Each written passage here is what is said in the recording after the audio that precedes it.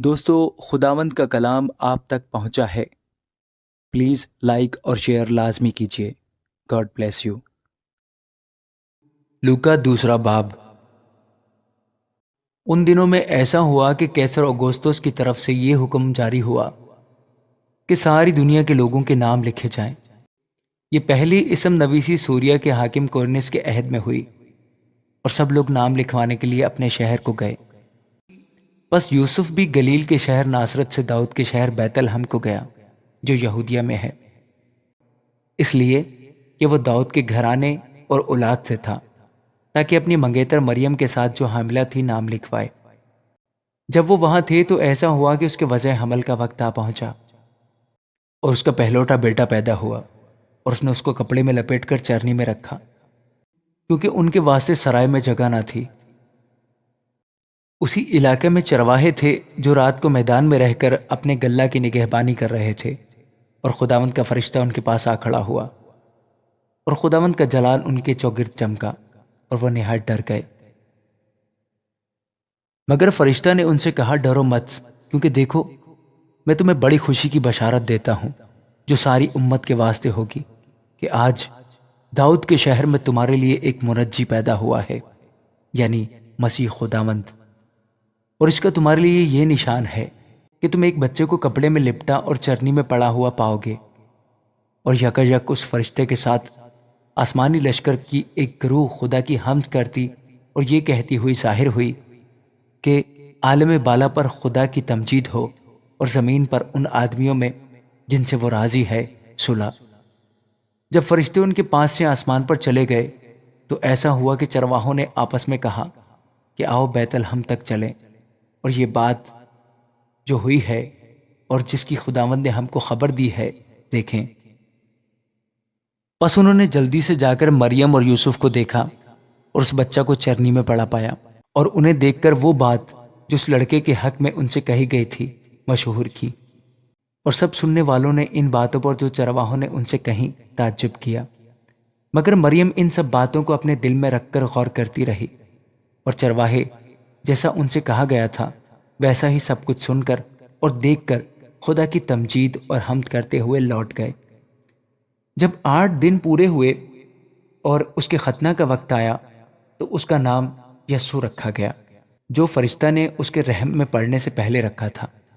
پھر جب موسیٰ کی شریعت کے موافق ان کے پاک ہونے کے دن پورے ہو گئے تو وہ اس کو یروشلم میں لائے تاکہ خداوند کے آگے حاضر کریں، جیسا کہ خداوند کی شریعت میں لکھا ہے کہ ہر ایک پہلوٹا خداوند کے لیے مقدس ٹھہرے گا۔ اور خداوند کی شریعت کے اس قول کے موافق قربانی کریں کہ کمریوں کو ایک جوڑا یا کبوتر کے 2 بچے لاؤ۔ اور دیکھو یروشلم میں شمعون نام ایک آدمی تھا، اور وہ آدمی راست باز اور خدا ترس اور اسرائیل کی تسلی کا منتظر تھا، اور روح القدس اس پر تھا، اور اس کو روح القدس سے آگاہی ہوئی تھی کہ جب تک تو خداوند کے مسیح کو دیکھ نہ لے موت کو نہ دیکھے گا۔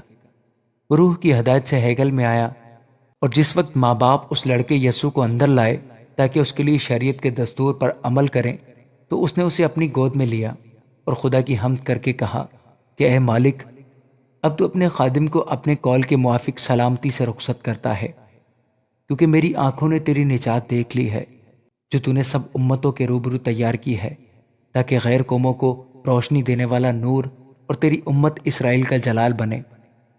اور اس کا باپ اور اس کی ماں ان باتوں پر جو اس کے حق میں کہی جاتی تھیں تعجب کرتے تھے۔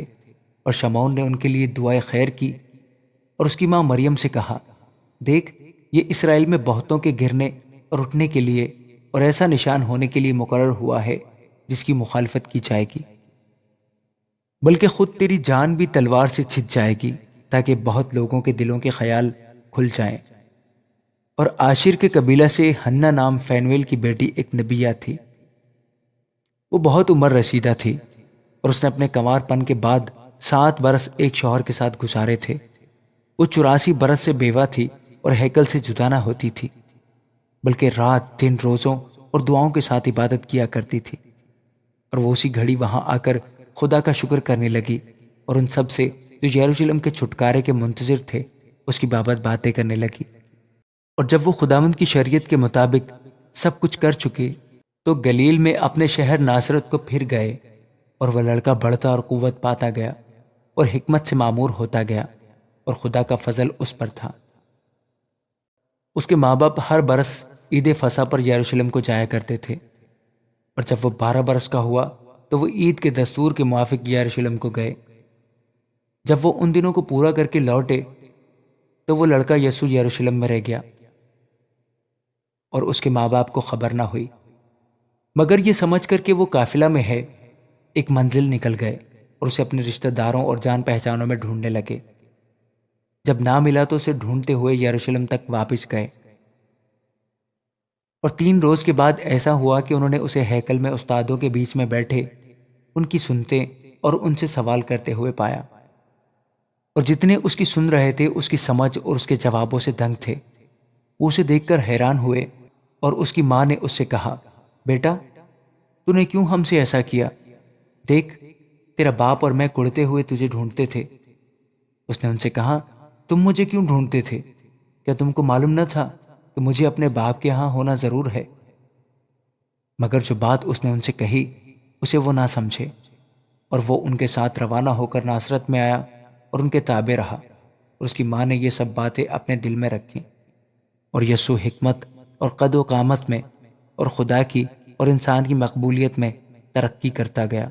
آمین۔